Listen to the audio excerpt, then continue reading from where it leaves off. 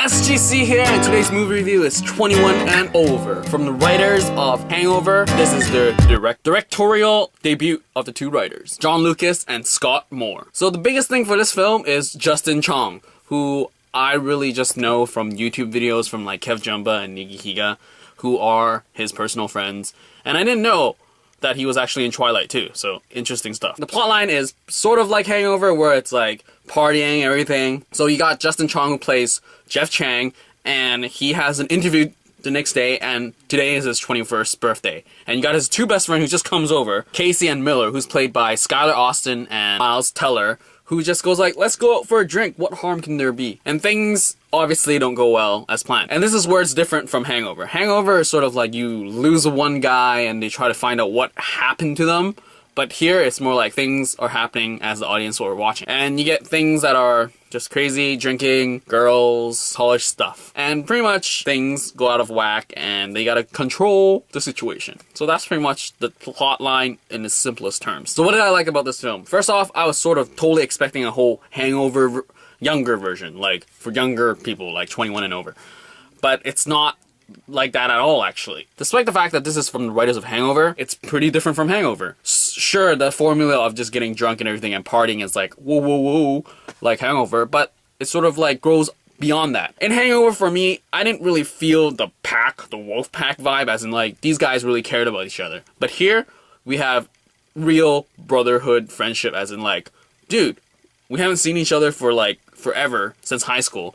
And are we really friends? Why don't we talk to each other? So there's a lot of that stuff going on, and it goes deeper than just let's go party and get drunk sort of thing. So that's what I like. It tackled issues beyond just getting drunk and partying hard. The chemistry between the two best friends, because pretty much Justin is out like maybe half the movie, 3/4 maybe. The friendship is like cool, and issues they deal with is like legitimate reasons to like fight and like just wonder, like, what is wrong with us, or why have we been the way that we are? In terms of eye candy, we got Sarah Wright, who plays sort of like this friend that I don't really know, but here, let's say hi to her sort of thing. And she's placed really well in the film, where she just drops in and out, and I really like that, because if she was just a constant throughout the film, it was kind of like, oh, what? And then you got some really crazy things happening, like you got, I shouldn't really spoil it, because there's a moments are really good, and it's just like, whoa, man, slow-mo craziness. Is there anything that I didn't like about the film? Maybe the fact that it went this direction, because I thought of, whoa, writers of Hangover. I expected craziness, partying hard, just crazy, like, let's take totally advantage of the R rating and just go nuts, nuts, nuts. Sure, there are times where it was pretty like, whoa, cringe, like, whoa, whoa. But there was a lot less compared to, like, Hangover. So that's pretty much it for like how I felt about this film. I mean, I like how it felt real. Like the fact that colleges in the States are pretty partying. You got all your houses and the crazy stuff, and that stuff happens. And I felt that, yeah, to a stretch of the imagination, 3 kids can actually go through this night and survive, sort of thing. But if you compare it to Hangover, where it's like, nope, that people just get killed if that actually happened. You don't get a sequel for your film or your life. There's some interesting tidbit that I noticed when I was looking this movie up on Wikipedia.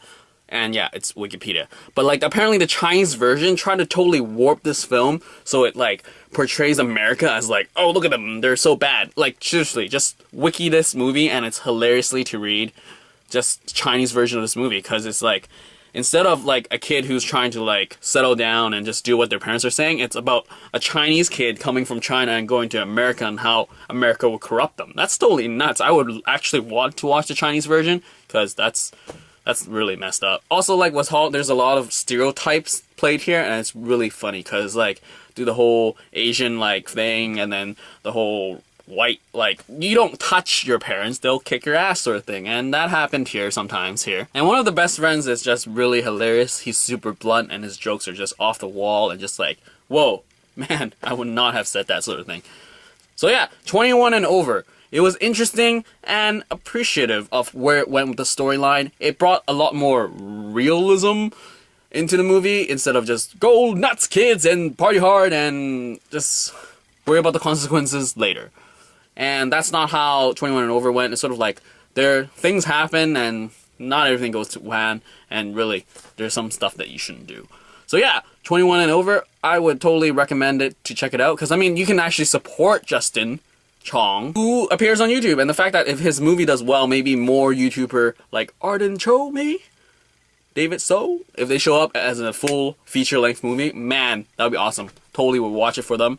And yeah, support the YouTube world. Anyway, 21 and over, that's my review. Hope you'll check it out when it comes out. And that is all. SEC out. See ya.